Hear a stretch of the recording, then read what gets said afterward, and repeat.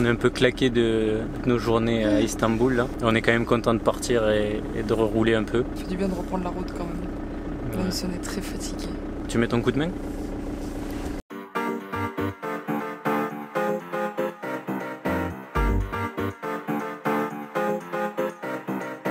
Pour ceux comme nous qui sont allés à Istanbul à cette période et qui n'ont pas eu la chance de voir la mosquée bleue vu qu'elle était en travaux, on en a trouvé une autre. On est à Kütahya. Bon, je sais pas si ça vaut vraiment le détour, mais on a une mosquée bleue, c'est drôle.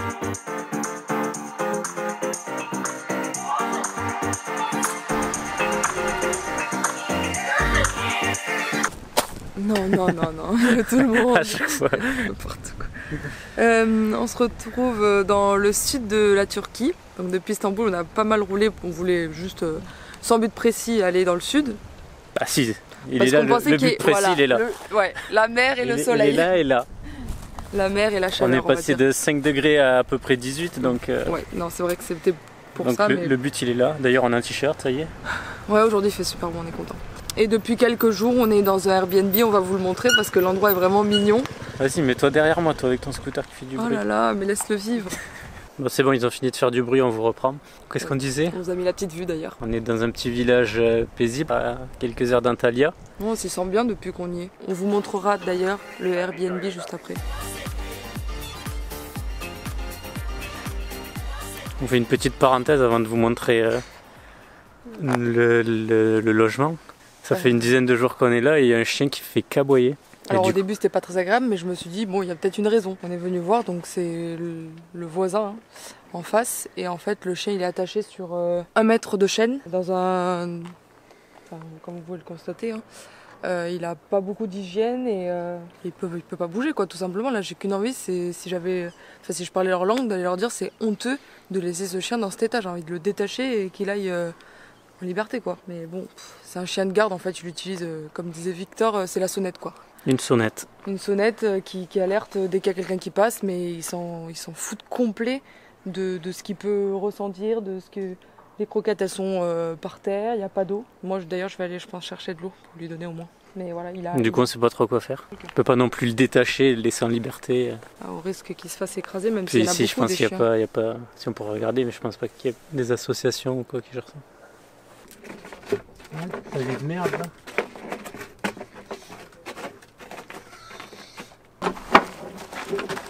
T'as l'air tout gentil. Bon, en tout cas, il ferait pas mal une bouchon, je te le dis. C'est possible de parler avec la personne qui a ce chien pour lui expliquer qu'il a besoin d'eau, il a besoin de nourriture et qu'il n'est pas bien. Bah, je lui ai demandé si c'était possible d'aller leur parler et tout, et j'ai l'impression que je crois qu'elle s'entend pas trop avec eux. De toute façon, on sait même pas s'ils sont là. Oui, on sait même pas s'ils sont là, et même de toute façon, pour se faire comprendre dans leur langue, ça va être compliqué. Et de toute façon, je sais très bien que ça va pas changer. Ils ont aucune estime pour cet animal et ça se voit. Donc peu importe ce que je leur dis, c'est soit on le libère dans la nuit ou je sais pas. Mais après, comme dit Victor, c'est pas raisonnable parce qu'on sait pas ce qui peut se passer. Et s'il faut les pas habituer, il va se faire écraser à la première seconde où il est libéré, quoi. Donc c'est un peu bête. Mais ça me fend le cœur, franchement, quand tu vois ça. Qu'est-ce que c'est ça? On est sur tous les fronts. Lui, il a une malformation aux pattes. Ouais, elles sont complètement il a les pattes. Lui, il aime bien les caressants. Mais... Bah, non, je t'ai pas dit que je t'ai donné encore. C'est ton copain. Regarde la patte là. Montre-moi comme t'es heureux. Lui ou moi? Bah, toi.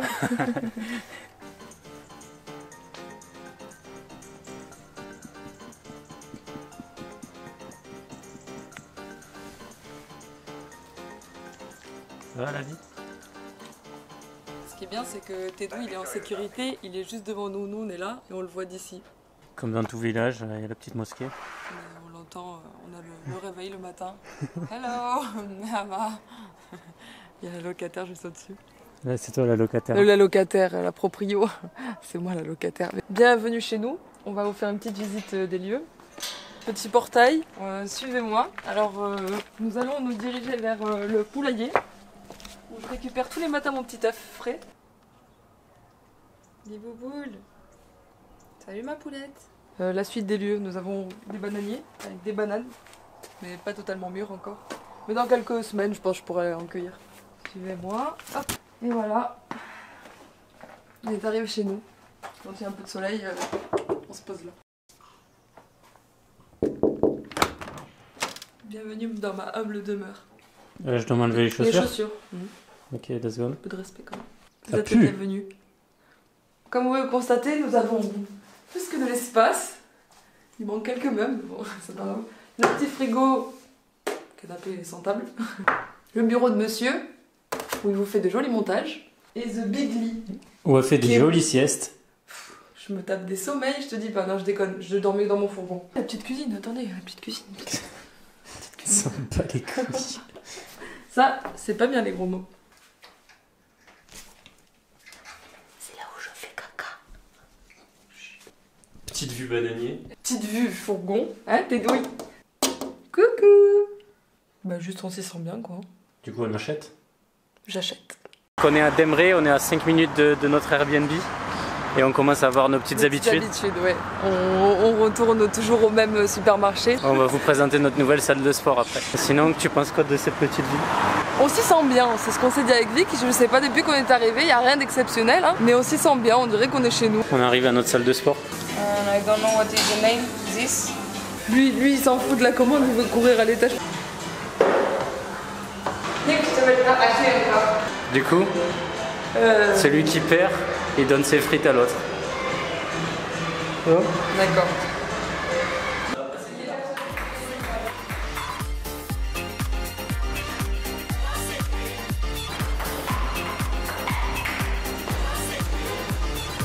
Ok. Il y a 9-7 et les plats viennent d'arriver. À deux matchs.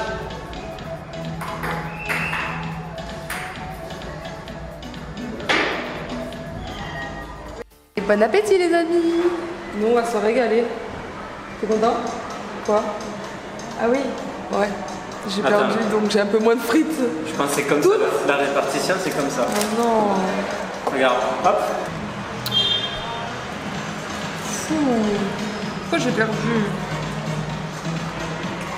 Ah non, ça va être un calvaire de devoir manger mes frites. On a un petit problème. Enfin, je pense que c'est quand même un très gros problème. Ouais.